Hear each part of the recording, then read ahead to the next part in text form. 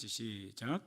내가 볼 때 그의 발 앞에 엎드러져 죽은 자 같이 되매 그가 오른손을 내게 얻고 이르시되 두려워하지 말라. 나는 처음이요 마지막이니 곧 살아있는 자라. 내가 전에 죽었었노라. 볼지어다 이제 세세토록 살아있어 사망과 음부의 열쇠를 가졌노니. 아멘. 자리에 앉으시겠습니다. 오늘 말씀의 제목은 사망과 지옥의 열쇠를 가지시니 주 예수여 영광과 존귀와 감사를 받으소서입니다. 오늘 우리 찬양을 했습니다. 예수 사셨네, 예수 사셨네. 무덤이 예수를 못 가둔 날, 빌라도가 인봉한 그 무덤의 돌이 굴러간 날, 성경에 약속하신 대로 예수께서 죽으시고 또 성경에 약속하신 대로 죽은 자 가운데서 사흘 만에 살아나셔서 하나님의 아들로 인정을 받으셨습니다. 예수님의 부활은 나의 죄 사함과 구원이 영원하고 이 구원을 더 이상 잃어버리지 않을 것을 확증시켜 주고 있습니다. 여기 요한복음 10장 28절과 29절 말씀을 보게 되면 네 번째 페이지로 넘겨주시면 됩니다. 내가 그들에게 영생을 주노니 영원히 멸망하지 아니할 것이요 또 그들을 내 손에서 빼앗을 자가 없느니라. 그들을 주신 내 아버지는 만물보다 크심에 아무도 아버지 손에서 구원을 뺏을 수 없다라고 했습니다. 그리스도의 부활을 인하여 죽음을 정복하신 주님의 부활을 인해서 우리의 구원이, 우리의 영생이, 하나님의 나라가 영원한 것을 잃어버리지 않을 것을 믿고 감사하시기를 바랍니다. 우리는 왜 모든 영광과 존귀와 감사, 찬양을 오늘 주님께 드려야 합니까? 우리는 왜 예수 그리스도를 주님으로, 구주로, 나 개인의 주님으로 믿고 순종해야 할까요? 우리는 왜 예수 그리스도와 함께 하나님의 나라를 위해서 지금껏 헌신해 왔지만 더 새로운 마음으로 복음 전도와 세계 선교와 제자들을 훈련시키는 일에, 이 지역사회를 복음화하는 일에 새로운 마음으로 헌신해야 할까요? 아주 짧은 시간이지만 여러분과 저는 함께 이 성경을 통해서 예수 그리스도에게 우리의 초점을 함께 맞출 수 있기를 바랍니다. 왜 그분을 찬양해야 하는지, 왜 그분을 믿어야 하는지, 왜 그분에게 헌신하는 것을 특권으로 여기며 살아야 하는지, 그 첫 번째 이유는 예수 그리스도는 유일하게 네 개의 족보를 가지신 분입니다. 여러분과 저도 족보가 있습니다. 자신의 계보가 있습니다. 그러나 예수 그리스도는 사복음서, 마태복음, 누가복음, 마가복음, 요한복음이라는 이 네 개의 복음서를 통해서 네 가지 족보를 가진 유일한 인간으로, 하나님의 아들로 이 세상에 오신 분입니다. 누가복음은 예수께서 온 인류의 조상인 아담으로부터까지 거슬러 올라가서 아담을 창조하신 하나님께, 누가복음 3장에 기록이 되어 있고, 마가복음은 하나님의 종으로서의 그리스도를 이야기하고 있습니다. 그래서 실제로는 족보가 없지만 하나님의 뜻을 이루는 종으로 우리에게 소개하고 있고, 요한복음은 하나님 자신과 동등하신 분이기 때문에, 하나님 자신이기 때문에 인류가 창조되기 전에, 그리고 모든 만유를 만드시기 전에 창세전부터 하나님과 함께 계셨던 분이 예수 그리스도이기 때문에 요한복음에서도 족보가 없습니다. 그러나 마태복음에는 유대인의 왕 메시아 그리스도로 우리에게 소개를 하고 있어서 여기 오늘 여러분과 함께 마태복음 계보를 잠깐 생각해 보려고 합니다. 마태복음 1장 1절에 보면은 아브라함과 다윗의 자손 예수 그리스도의 계보라 그랬습니다. 이 계보라고 하는 말은 헬라어 원문에 보면 The Genesis라고 되어 있는데 이걸 영어로 읽으면 제네시스가 됩니다. 창세기라는 뜻이죠. 창조, 기원, 모든 것을 창조하신 하나님의 이야기가 창세기에 기록이 되어 있는데 창세기와 마태복음은 하나로 연결이 되어 있습니다. 그런가 하면 1장 18절에서는 예수 그리스도의 나심은 이러하니라.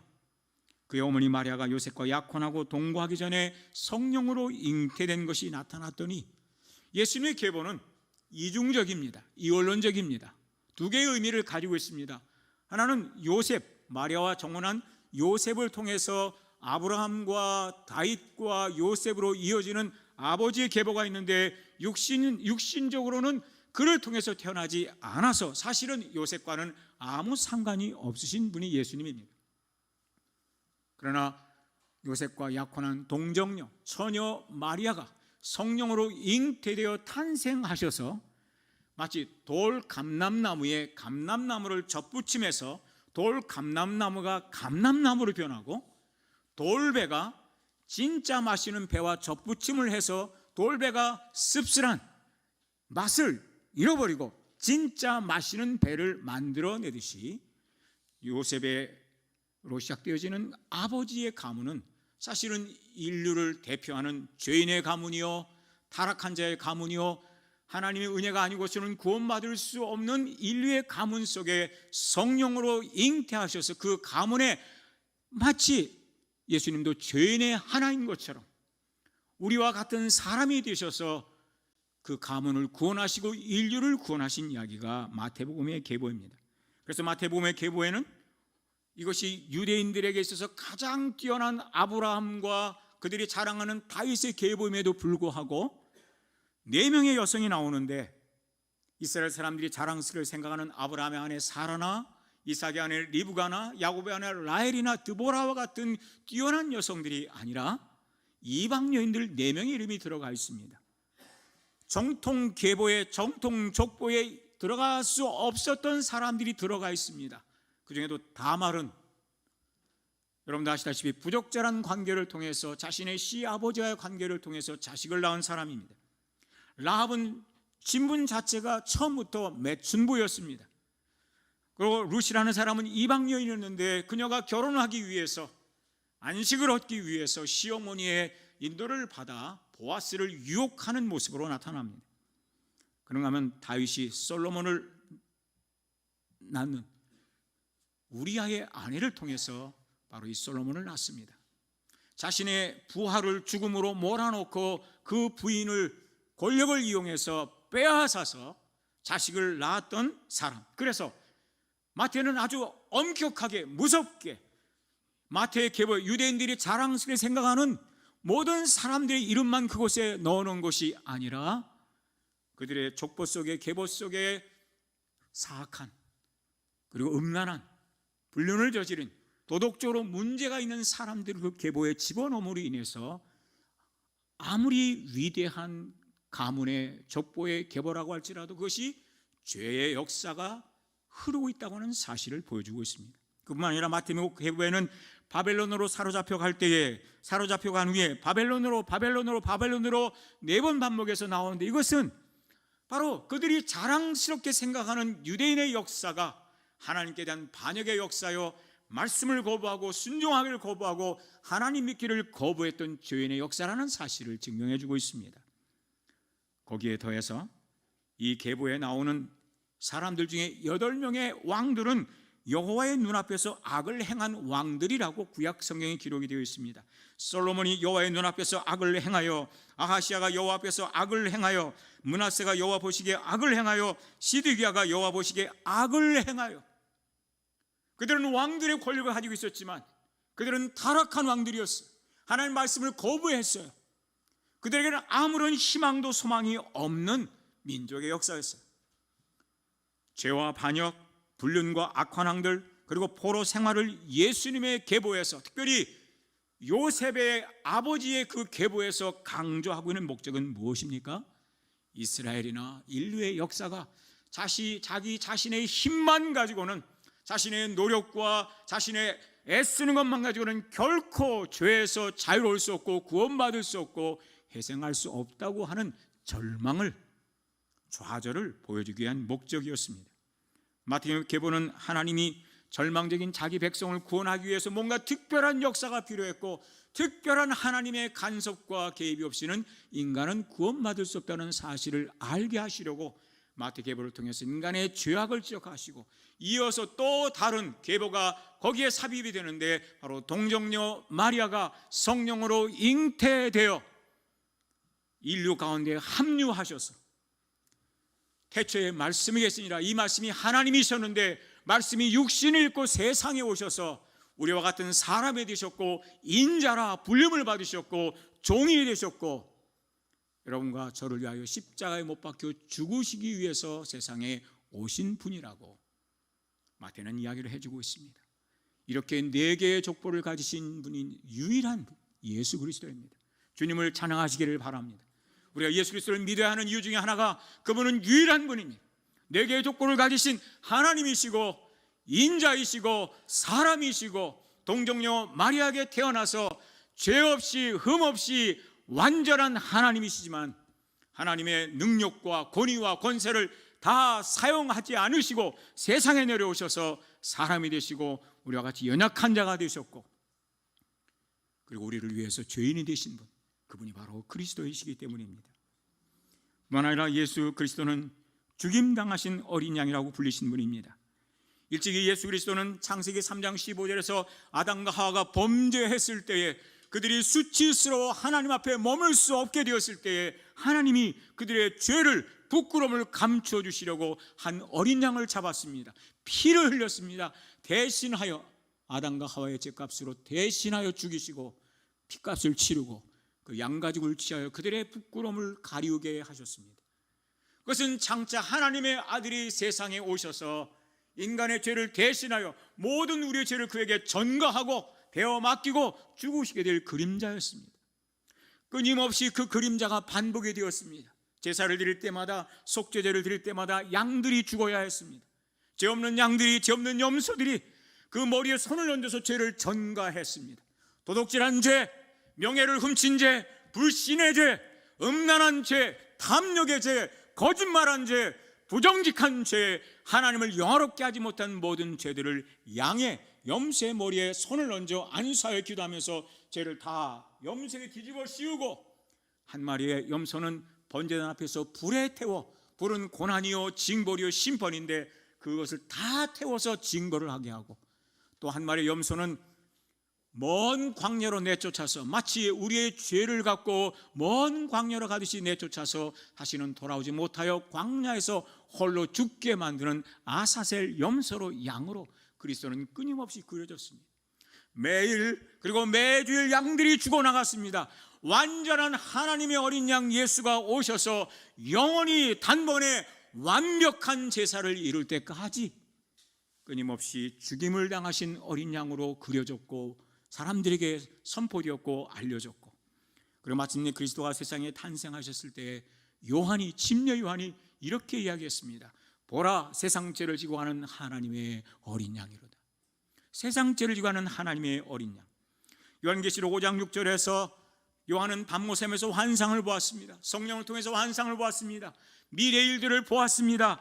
한 어린 양이 하나님의 보좌 앞에 서 있는데 일찍이 죽임을 당한 것 같더라. 여러분과 저를 위해서 죽임을 당하기 위해서 세상에 오신 분, 요한계시록 5장 9절에서도 일찍이 죽임을 당하사 각 족속과 방언과 백성과 나라 가운데서 사람들을 피로 사서 하나님께 드리시고, 우리에게 마귀에게 팔린 자였습니다. 마귀에게 매인 자였습니다. 영원히 죽을 수밖에 없는 존재들이었습니다.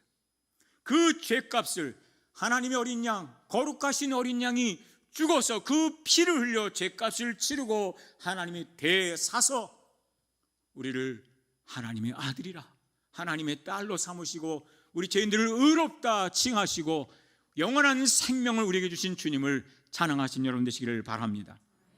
요한계시록 5장 11절 이하에서도 둘러선 많은 천사의 음성이 있으니 그 수가 만만이요 천천이라. 저 하나님의 보좌 앞에서 수많은 천사들이, 수많은 하나님의 놀라운 피조물들이 찬양을 하는데, 죽임을 당하신 어린 양은 능력과 부와 지혜와 힘과 존귀와 영광과 찬송을 받으시기에 합당하도다 그랬습니다. 오늘 여러분의 마음에 이 마음으로 지배되기를 바랐으면 참 좋겠습니다. 죽임을 당하신 어린 양은 능력과 부와 지혜와 힘과 존귀와 영광과 찬송을, 내 모든 능력과 내 모든 지혜와 내 모든 마음과 내 열정과 내게 있는 이 감사와 내 삶을 송두리째 받으시기에 합당하시도다. 이 마음이 오늘 이 부활절 여러분의 마음을 가득 채워주시기를 주 이름으로 축원합니다. 뿐만 아니라 우리가 주님을 찬양하는 것은, 그분에게 감사하는 것은, 그분을 주님과 구주로 믿는 것은, 그분에게 헌신하는 세 번째 이유는 죄인을 사랑하여 십자가에서 죽으신 분이기 때문입니다. 여기 여러분은 왜 그리스도인 되셨습니까? 왜 여러분은 개척 첫날부터 지금까지 주님의 몸된 이 한빛 침례교에서 섬기고 있습니까? 여러분은 왜 목회자로 헌신했고, 여러분은 민다나오에 선교사로 가셨고, 여러분은 왜 저 계국에 우리의 김유복 선교사 가정을 파송했습니까? 요한일서 4장 10절 말씀에 사랑은 여기 있으니, 우리가 하나님을 사랑한 것이 아니요, 맞습니다. 우리는 애시당초 하나님을 사랑한 적이 없었습니다. 그럴 꿈도 꾸지 않았습니다. 그러나 어느 날 알게 되었습니다. 사랑은 여기 있으니 우리가 하나님을 사랑한 것이 아니요, 하나님이 우리를 사랑하셔서 우리 죄를 속하기 위하여 화목제물로 그 아들을 보내셨습니다. 하나님과 원수된 우리들을 화해시키기 위해서 당신의 아들을 화해 제물이 되게 하셨습니다. 화목 제물이 되게 하셨습니다. 아들을 군대로 보내는 우리 집사님 부부의 마음이 그렇게 편하지만은 않으실 겁니다. 아무리 군대가 좋아지고 아무리 의학이 발달했다고 할지라도 한편으로는 제대를 하고 전역을 하고 오는 그 순간까지 늘 기도하고 걱정하고 염려하는 마음이 있으시라고 생각을 합니다. 그것이 사랑입니다.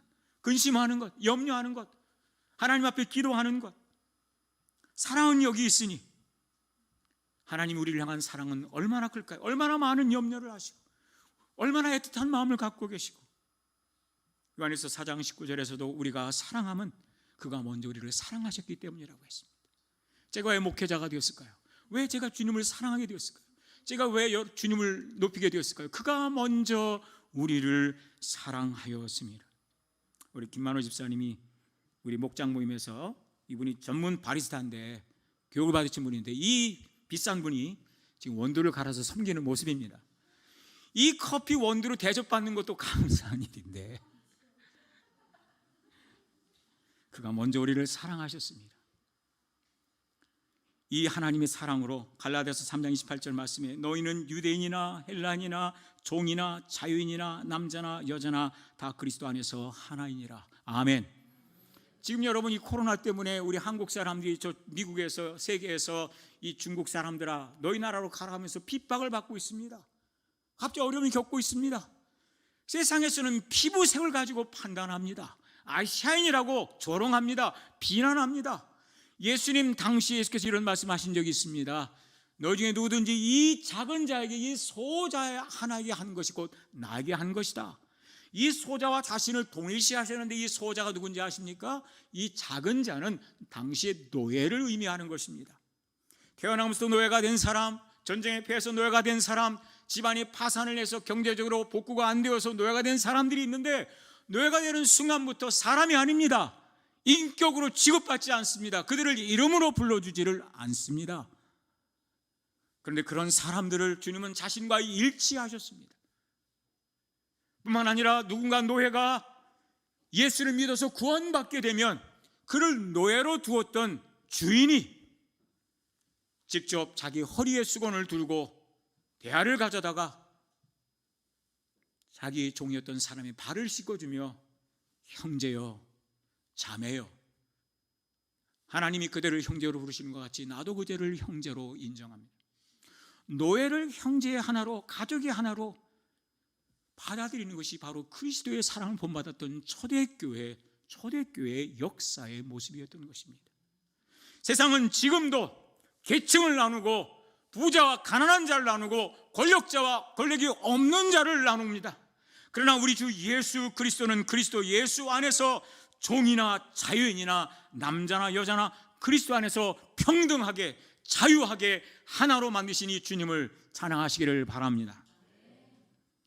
죄인을 사랑하여 십자가에서 죽으신 분, 요한복음 13장 1절에 세상에 있는 자기 사람들을 사랑하시되, 자기 사람들, 자신을 배신할 줄을 알고 있었지만 그 베드로를, 닭이 3번 울기 전에 예수를 모른다고 부인할 줄 알고 있었지만은 그 베드로를, 예수를 은 30에 팔아버릴 그 가룟 유다를 알고 계셨지만, 배신의 정신이, 사탄의 영이 벌써 유다의 마음을 지배한 것을 알고 계셨지만, 제자들의 발 앞에 마치 종처럼 노예처럼 허리에 수건을 들으시고 대야에 물을 가져다가 그들의 발등에 쌓인 먼지를 닦아주시며 모든 사람이 다 영적으로 깨끗하나 다는 아니니라 하시며 가룟 유다의 해결을 촉구하신 그리스도, 자기 사람들을, 그들을 사랑하시되 끝까지 사랑하신 분이 주님입니다. 어찌 주님을 사랑하지 않을 수가 있겠습니까? 끝까지 나를 사랑해 주실 분. 사람들의 사랑은 변덕스럽습니다. 돈이 있다고 없으면 우리로부터 멀어져 갑니다. 우리가 건강하다 건강을 잃어버리고 치매가 오고 중풍이 오면 사람들이 우리를 힘들어합니다. 우리 자신도 우리를 사랑하기가 어려워집니다. 사람들로부터 멀어져 갑니다. 혼자 두고 싶어 합니다. 그래서 고독사를 택하게 되는지도 모르겠습니다. 나와 같은 존재를 어눌해져 가고 불편해져 가고 혼자서는 일어날 수도 없는 나와 같은 존재를 이제는 내 아내가 나를 사랑해 줄까, 내 자식들이 나를 돌봐줄까, 이것이 인간의 연약한 모습인데 예수께서 자기 사람들을 사랑하시되 끝까지 사랑하시니라. 우리가 아직 연약할 때 기약대로 그리스도께서 경건하지 않은 자를 죽으셨도다. 누가 이런 사랑을 보여줄 수가 있겠습니까? 주고 받는 것이 익숙한 이 세상에서 내가 섬긴 것만큼, 내가 사랑한 것만큼, 내가 희생한 것만큼 돌려받아야 직성이 풀리는 이 세상에서 누가 자기에게 보상해 줄 수 없는 사람들을 사랑할 수가 있고, 누가 회개하지 않은 사람들을 사랑할 수가 있고, 동생이 애써서 벌어놓은 돈 수십억을 떼어먹은 친형의 이야기가 요즘 우리 인터넷에서 많이 들려옵니다. 박송이라는 사람의 이야기입니다. 우리가 사는 세상에서 사랑하기 어려운 사람들이 얼마나 많이 있는데 그들을 뭐라고 합니까? 불법을 저지르는 사람들, 죄인인 사람들, 남의 재산과 남의 명예와 남의 인생을 훔친 사람들, 그들을 경건하지 않은 자라고 합니다. 그런데 우리가 아직 연약할 때에, 선을 알고도 행하지 못하는 연약함이 있을 때에, 선을 행할 능력이 아예 없는 것을 아시고도 하나님께서 경건하지 않은 자를 위하여 죽으셨도다 그랬습니다. 또한 로마서 8장 32절에서는 하나님의 사랑이 십자가의 저 과거에만이 아니라 바로 지금까지 그리고 미래도 계속될 것을 말씀하고 있는데, 자기 아들을 아끼지 아니하시고 우리 모든 사람을 위하여 내어주시니가 어찌 그 아들과 함께 모든 것을 우리에게 은사로 선물로 주시지 않겠느냐고 반문하고 있습니다. 주님의 사랑을 의심하지 마십시오. 우리는 주님의 사랑을 의심할지라도 하나님은 우리를 단 한 번도 사랑하시지 않은 적이 없습니다. 한순간도, 단 한 번도, 어떤 순간 어떤 상황에서도 아들을 아끼지 않고 내어주신 그분이 우리에게 가장 좋은 것을, 최선의 삶을 여러분에게 주시기를 기뻐하시는 아버지임을 믿으시기를 바랍니다. 오늘 우리가 봉독했던 요한계시록 말씀을 한마디로 정리하면 무엇입니까? 나는 처음이며 마지막이요 살아있는 자다. 내가 한 번은 죽었으나 영원 무궁하도록 살아있다. 죽음과 지옥의 열쇠를 가졌다라고 하는 말씀을 요약할 수 있습니다. 죽음을 정복하겠다는 약속을 지키신 분이 예수 그리스도이기 때문에 우리는 오늘 그분에게 찬양을 드리고 그분에게 감사를 들려드리고 우리의 헌신을 새롭게 하고 그분을 나의 주님과 구주로 영접하시는 주일이 되기를 주의 이름으로 축원합니다. 고린도전서 15장 51절 이하 이렇게 말씀하고 있습니다. 보라, 내가 너에게 비밀을 말하노니 이 썩을 것이 반드시 썩지 아니할 것을 입겠고, 여기 여러분들이 아무리 아름답게 꾸미고 여러분이 아무리 많은 비타민을 드시고 아무리 많은 애를 쓰셔도 육신은 반드시 썩게 되어 있습니다.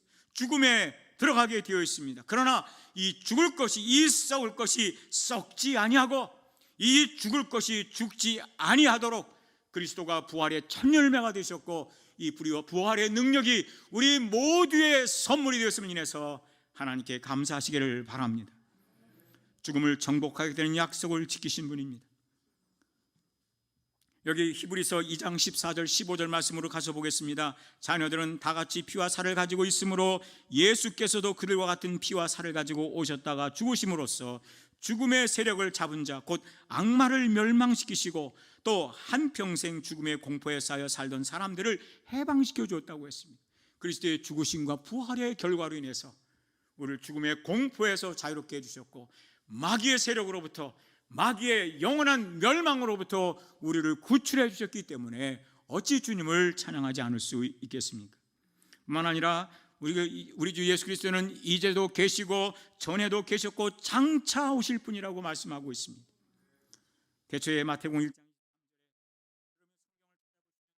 임마누엘이라는 표현이 신약에만 나오는 것이 아니라 구약 성경부터 나오는 것입니다. 하나님 우리와 함께 하신다. 그리스도가 이 세상에 탄생하셨을 때 아들을 낳으신 이름을 임마누엘이라고 했어요. 그분의 예수라는 이름 뜻은 우리를 위하여 죽으시는 자이지만은 임마누엘은 우리와 함께 하신다는 뜻입니다. 하나님이신 그분이 우리와 함께 하신, 태초부터 함께 하신 그분이 육신을 입고 이 땅에 오셨을 때도 함께 하셨고, 부활하여 하나님의 보좌 우편에 오르셨고, 성령을 우리에게 보내실 때도 여전히 함께 하실 뿐만 아니라 영원무궁히 함께 하신다라고 하는 말씀이 임마누엘입니다. 예수님이 부활하셔서 40일 동안 자신의 몸을 제자들에게 보이시고 말씀하시고 가르치시고 500여 명의 성도들이, 제자들이 지켜보는 가운데 승천하셨는데, 그때 마지막으로 주신 사명에 이렇게 말씀하셨습니다. 내가 세상 끝날까지 너희와 항상 함께 있으리라. 아멘. 항상 함께 있으리라. 이것이 임마누엘의 약속입니다. 이제도 계시고 전에도 계셨고 그리고 장차 오실 분이라고 여기 요한계시록 1장 4절 이하에서 말씀해 보십시오. 여기 5절에서 또 충성된 증인으로 죽은 자들 가운데서 먼저 나시고, 그 앞에 4절에서는 요한은 아시는 7개의 편지하노니 이제도 계시고 전에도 계시고 장차 오실 이 죽은 자들 가운데서 먼저 태어나신 분, 여러분과 제가 섬기는 분이 이렇게 위대한 분입니다. 어떻게 이 분을 찬양하지 않을 수 있겠습니까? 여러분의 마음을 이 그리스도로 채우시기를 바랍니다. 여러분의 눈을 이 그리스도에게 초점을 맞추시기를 바랍니다. 이제도 계시고 전에도 계셨고 장차 오실 분, 역사의 주인이신 분, 주권자이신 분, 나라와 민족과 모든 것들 위에 계시는 만유의 주님이신 이 그리스도가 우리의 마음을 채우면 어찌 우리가 찬양하지 않을 수 있고, 어찌 헌신하지 않을 수 있고, 어찌 감사하지 않을 수 있고, 어찌 담대하게 예수 그리스도의 복음을 증거하지 않을 수가 있겠습니까? 요한계시록 4장 8절 이하에서도 거룩하다 거룩하다 거룩하다 주 하나님 곧 전능하신 이여 전에도 계셨고 이제도 계시고 장차 오실 자라. 역사의 주인이신 예수 그리스도입니다. 과거에만 머물지 않고 마음에선 죽어서 무덤에 있습니다. 수많은 권력자들이, 나라를 세운 자들이, 세계 최고의 정복자였던 알렉산더 대왕도 20세의 왕이 되어서 그리스와 페르시아와 그리고 인도라고 하는 이 3개 대륙을 정복했던 알렉산더 대왕도 33세에 죽었지만, 예수 그리스도는 33세 우리를 위하여 죽으시고 죽은 자 가운데 사흘 만에 살아나셔서 이제도 계시고 전에도 계셨고 장차 오실 분이 되셨습니다. 주님을 찬양합니다. 만 아니라 예수 그리스도는 구름을 타고 다시 오실 분이라고 말씀하고 있습니다. 우리 한번 같이 읽어볼까요? 시작. 그때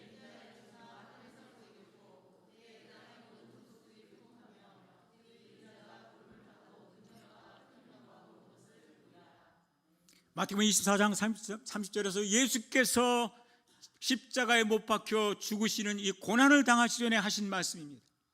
인자가 구름을 타고 올 것이다. 하나님의 나라는 이미 아직의 개념입니다. 예수께서 세상에 오시는 날로부터 하나님 나라가 이미 임했습니다. 그분의 능력을 보았고, 그분이 죄인들을 사랑하시고 죄인을 위하여 죽으시고 아픈 자를 치유하시고 눈먼 자를 뜨게 하시고 죽은 자를 살리시며 그리고 자신을 죽음에서 일으키는 사건을 통해서 하나님의 나라가 어떤 것인지를 이미 시작이 되었고 보여주셨습니다.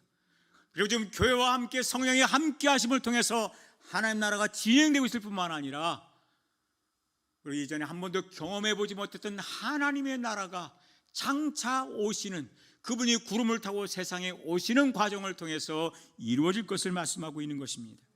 여기 사도행전 1장 9절 이하에서도 예수님이 40일 동안 제자들과 말씀하시고 난 뒤에 모든 사람들이 지켜보는 중에 하늘로 공중에 끌어올리시려서 올라가시는데, 그때 천사들이 나타나서 말을 합니다. 11절에서 갈릴리 사람들 어찌하여 서서 하늘을 쳐다보느냐, 너희 가운데서 하늘로 올려주신 이 예수는 하늘로 가심을 본 그대로 오시리라. 아멘.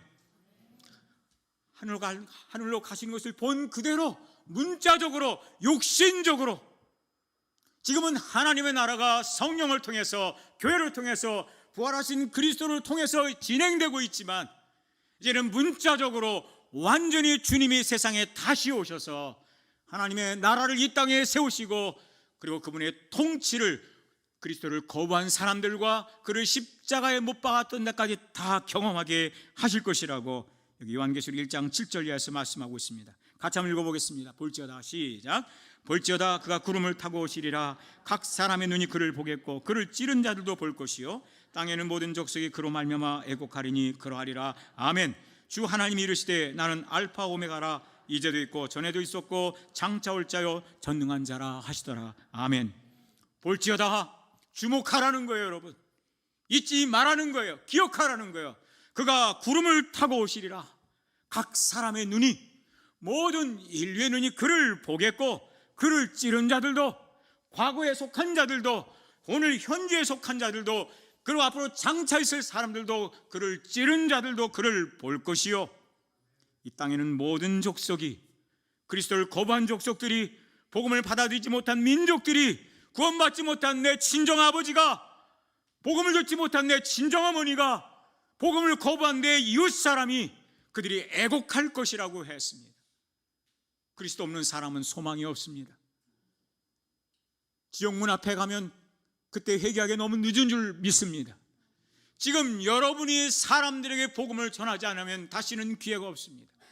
지금도 지옥에서 한 사람이 지고 있지 않습니까? 하나님 나에게 형제 5이 있는데 그들이 지옥에 오지 않도록 누군가 보내서, 복음을 아는 누군가를 보내서, 하나님의 십자가의 은혜를 알고 있는, 부활의 능력을 아는 누군가를 보내서 내 형제 5이 지옥에 오지 않게 해주십시오. 이 땅에는 모든 족속이 그로 말미암아 애곡하리니, 그리스도가 다시 오시는 것은, 그분이 처음 2000년에 오셨을 때는 우리를 구원하시려고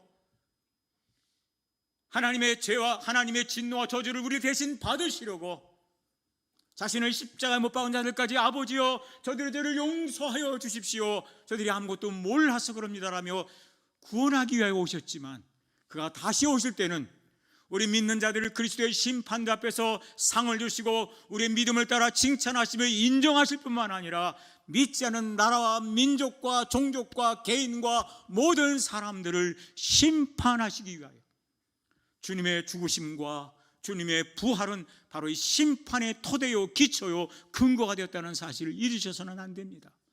주님을 부인한 모든 사람들이 바로 이 그리스도의 심판대 앞에, 하나님의 크고 흰 백보자의 심판대 앞에 선다는 사실을 잊어서는 안 됩니다. 사도 바울도 말씀을 했습니다. 주께서 호령과 천사장의 소리와 하나님 나팔 소리로 친히 하늘로부터 강림하시리니, 이제 우리의 시선은 저 십자가로부터, 그리고 부활로부터, 성령의 강림하셔서 오늘 우리와 함께 그리스도가 동행하시는 이 사건으로부터, 장차 하늘로부터 강림하실 그리스도를 바라보시면서 하나님의 나라를 위하여 새롭게 헌신하고 예수님을 주님과 구주로 영접하는 분들이 되길 주의 이름으로 축원합니다. 바울은 이렇게 말합니다. 데살로니가서 4장 14절 이하에서 그 후에 우리 살아남은 자들도 그들과 함께 구름 속으로 끌어올려 공중에서 주를 영접하게 하시리니, 그리하여 우리가 항상 주와 함께 있으리라. 놀라운 일입니다.